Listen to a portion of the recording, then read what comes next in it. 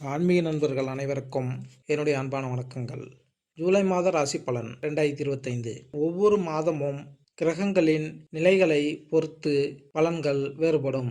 அந்த வகையில் 2025ஆம் ஆண்டின் 7வது மாதமான ஜூலை மாதத்தில் நிகழும் கிரக பயிற்சிகளால் பல மங்களகரமான யோகங்கள் உருவாக உள்ளன.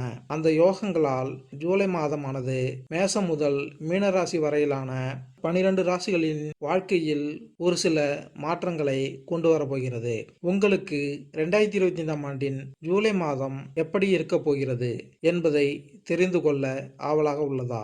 கீழே 12 ராசிகளுக்கும் ஜூலை மாதத்தில் எந்த மாதிரியான பலன்கள் பெறப்போகிறார்கள் என ஜூலை மாத ராசி பலன்கள் கொடுக்கப்பட்டுள்ளன. உங்கள் ராசிக்கு 2025ஆம் ஆண்டின் ஜூலை மாதம் எப்படி இருக்கும் என்பதை இந்த பதிவில் காணலாம். கிரகநிலை: தனவாக்கு குடும்பஸ்தானத்தில் சுக்கிரன், தைரிய வீரிய ஸ்தானத்தில் சூரியன், குரு சுகஸ்தானத்தில், புதன் பஞ்சமஸ்தானத்தில், செவ்வாய் கேது லாபஸ்தானத்தில், சனி ராகு என கிரகங்கள் வலம் வருகிறார்கள். 2/7/2025 அன்று லாபஸ்தானத்தில் சனி வக்கரமாகிறார். 3/7/2025 அன்று சுகஸ்தானத்தில் புதன் வக்கரமாகிறார். 17/7/2025 அன்று தைரிய வீரியஸ்தானத்தில் இருந்து சூரியன் சுகஸ்தானத்திற்கு மாறுகிறார். 17/7/2025 அன்று புதன் பகவான் சுகஸ்தானத்திலிருந்து தைரிய வீரிய ஸ்தானத்திற்கு மாறுகிறார். 26/7/2025 அன்று தனவாக்கு குடும்பஸ்தானத்திலிருந்து சுக்கிரன் தைரிய வீரிய ஸ்தானத்தில் மாறுகிறார். 29/7/2025 அன்று பஞ்சமஸ்தானத்திலிருந்து செவ்வாய் ரணருண ரோக ஸ்தானத்திற்கு மாறுகிறார். தனுசு ராசி: தனுசு ராசிக்காரர்களே, ஜூலை மாதம் உங்களுக்கு நேர்மறை ஆற்றல் நிறைந்ததாக இருக்கும். தொழில் ரீதியாக முன்னேற்றத்திற்கான வாய்ப்புகள் கிடைக்கும்.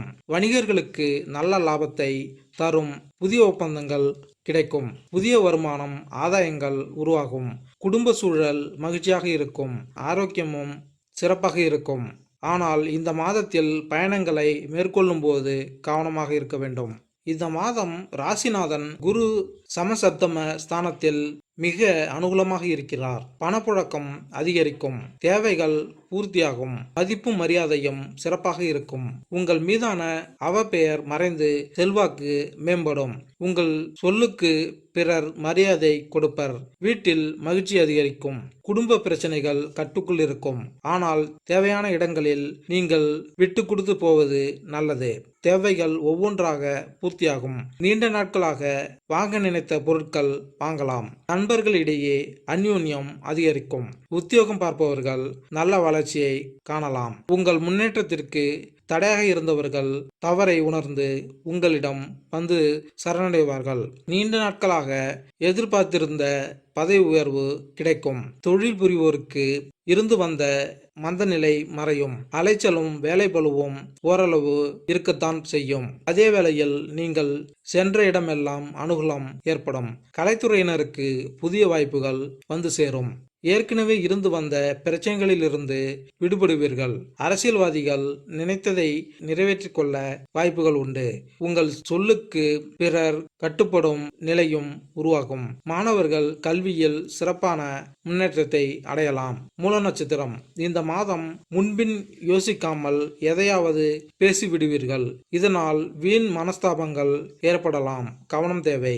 வழக்கத்தை விட செலவுகள் கூடும். தொழில் வியாபாரம் தொடர்பான பேச்சுவார்த்தைகளின் போது மிகவும் நிதானமாக பேசுவது நன்மை தரும். எதிர்பார்த்த பணம் தாமதப்படும். புதிய ஆர்டர்கள் கிடைக்க அலைய வேண்டியிருக்கும். பூராட நட்சத்திரம்: இந்த மாதம் உத்தியோகத்தில் இருப்பவர்கள் ஏதாவது ஒரு வகையில் அலைச்சல், கூடுதல் செலவை சந்திப்பார்கள்.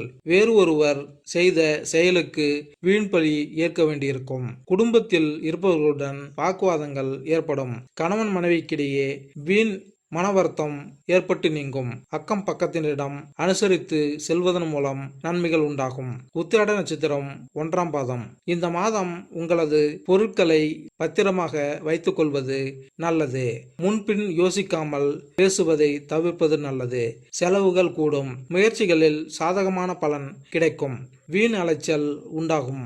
சக ஊழியர்களிடம் கவனமாக பேசுவது நல்லது. பரிகாரம்: வியாழக்கிழமை அன்று அருகில் இருக்கும் சிவன் கோவிலுக்கு சென்று 3 முறை வலம் வருவது நன்மை பயக்கும்.